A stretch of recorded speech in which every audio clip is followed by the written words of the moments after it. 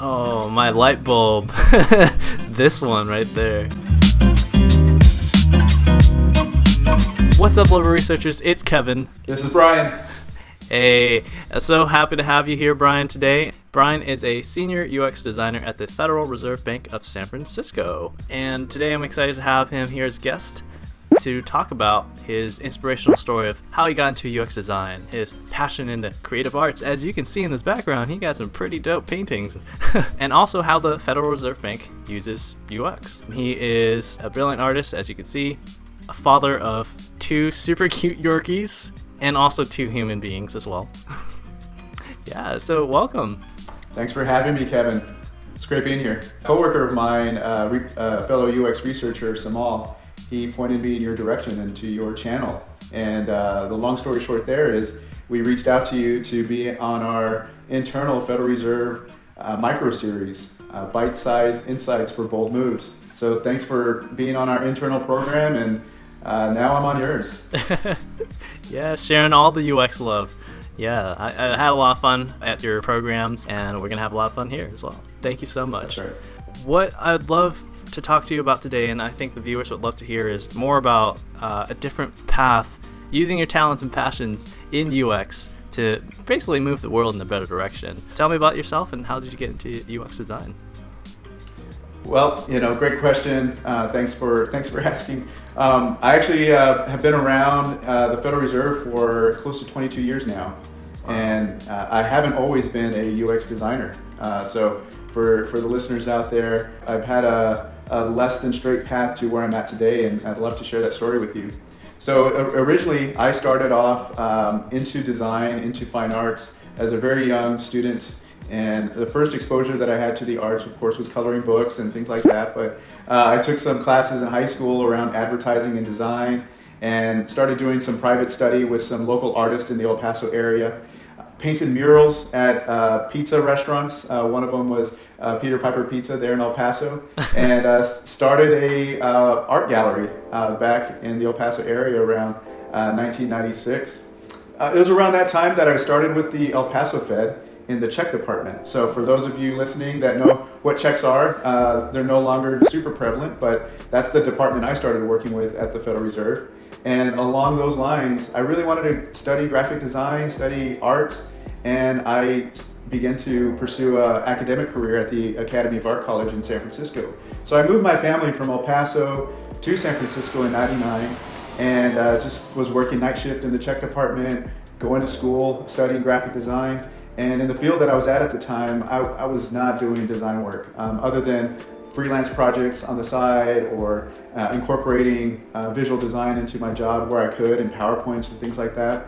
Nothing was happening for me in the San Francisco area, landing this great, cool tech job or working for a great startup company out there. So check was going away, and I was affected by that, and I had to make a move. And I moved to the Dallas area, worked for the Dallas Fed. And I went back to school, continued my academic journey in computer science, got introduced to some leaders there at the Dallas Fed, and really started making those connections, and was able to transition into a IT role as a project analyst.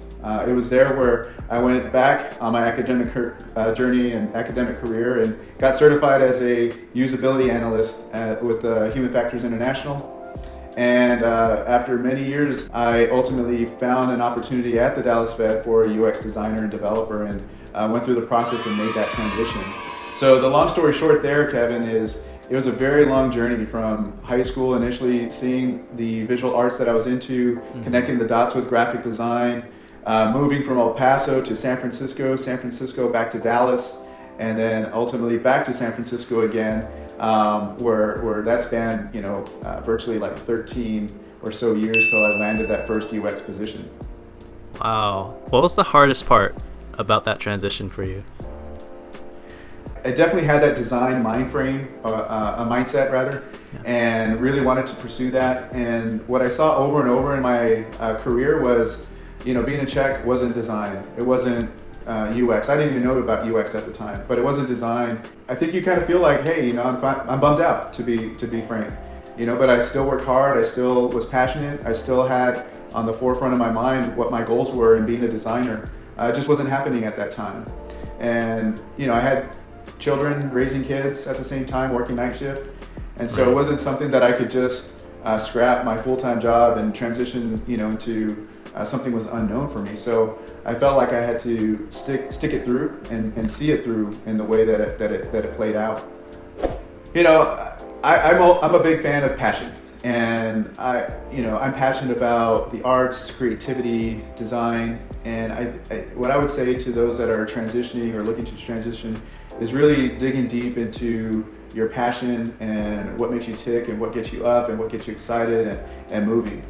And so for me, having my eye on being a designer and being able to pull the night shift, raising a family, seeing things through, it really goes to the core of your personality and what you focus on and aspire to be. So, whatever your transition is, whatever your career goals are, I think just having in the forefront of your mind what those goals are and doing all those little steps to get you along the way and really sticking to it, I think is important. I think also anticipating redirection along the way, I think is also important. So for me, being a check, it wasn't a direct check to being a designer. It's made its twists and turns along the way. And so I think if you anticipate some of those things, I think that's also good to be aware of. Yeah, I love those tips. I absolutely love it. So the passion led you to the Fed, the Federal Reserve Bank of San Francisco. And I'm interested to, before we ever met, I never knew the Federal Reserve Bank does UX work. So I'd love to hear about how does UX work in the Federal Reserve Bank. It's great. Going into the Fed, I had no idea that UX even existed in the Fed. And I learned just like you that, hey, UX is here. One thing that most folks may not know is all the intricacies of what the Federal Reserve does, right? So you normally don't think of the Federal Reserve being a design company, and we're not. The Federal Reserve is known for economic policy and banking supervision and big important things like that. We do, though, in IT support some of those business functions that are critical to the Fed. And there's systems and applications that also support those functions. And so the way UX research and UX design helps contribute to that is making better products, really focusing on the user, having human-centered design as a method that we follow on some of these efforts. And so areas like banking supervision, statistics, public engagement, our cash function inside San Francisco, and economic research are just a few areas that we partner with and we work with on any number of projects. So some of these projects have some type of screen or system that a user interacts with. Other efforts might entail more of just like a process or a strategy or just getting some research around the overall approach or campaign that might be going out there. So focus groups are a big part of our toolkit. Usability studies are a big part of our toolkit. And for those of folks that are interested in some of the work that we've done in San Francisco, I would invite your listeners to check out Does College Matter?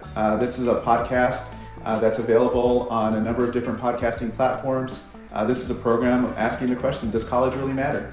And we have a number of experts that speak to that. Twice Around is another podcast that our Federal Reserve Bank has produced and made available to the public. And the last one that's most recent is Code Economies.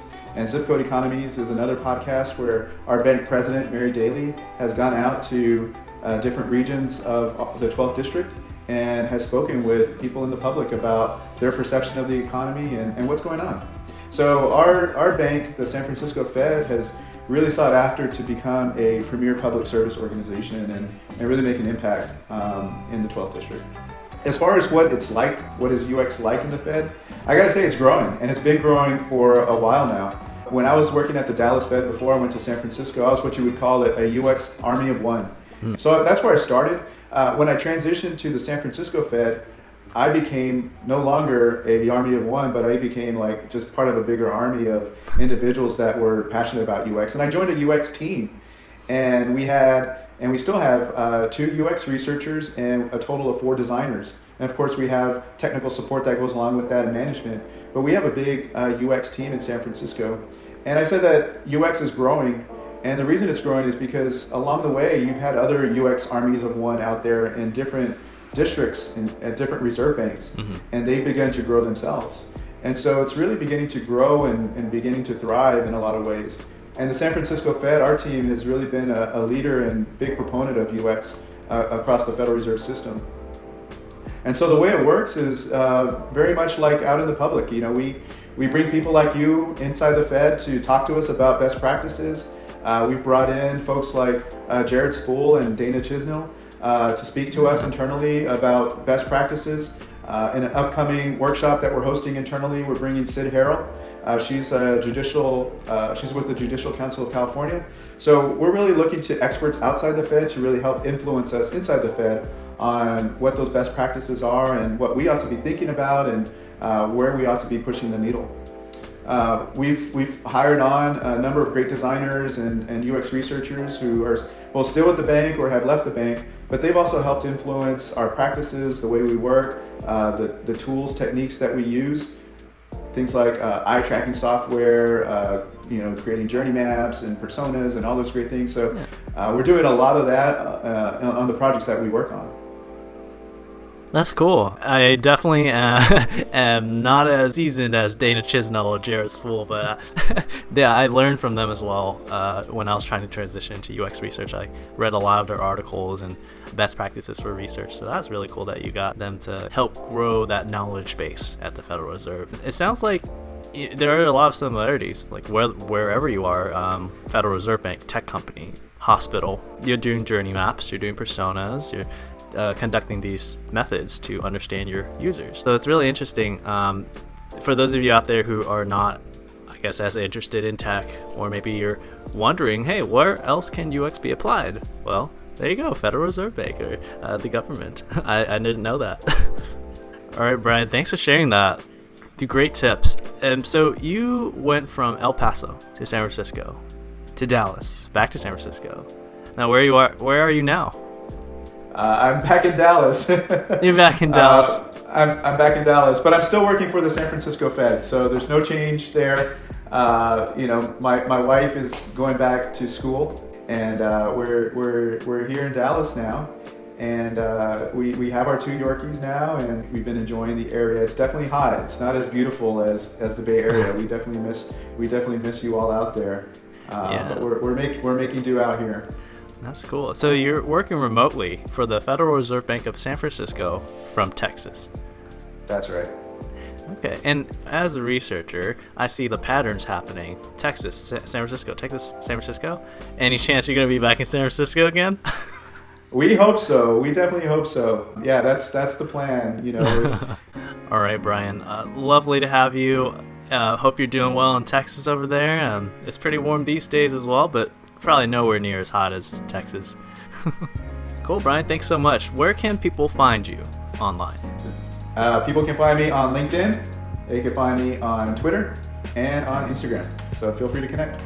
All right. Brian's information will be in the description below. Thanks so much for being here today and sharing your story and your tips and how the Fed works in the UX world. I hope you all enjoyed and found it useful. We make all things UX research related to help you become the most badass UX leader. Mad love. Peace. Peace. Later.